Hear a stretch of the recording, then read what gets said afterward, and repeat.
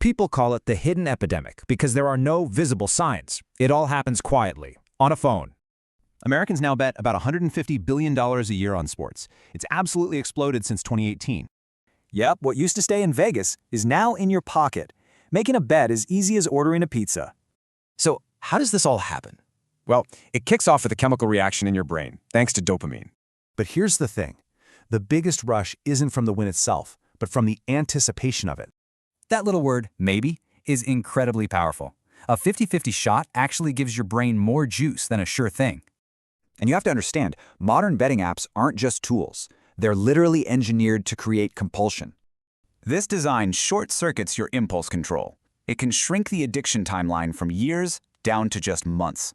But it isn't just the app's fault. Our own minds play tricks on us with something called cognitive biases. You know that feeling that your sports knowledge gives you an edge? That's a classic bias called illusion of control. Then there's outcome bias. You make a risky bet and win, and suddenly that bad decision feels like a smart one.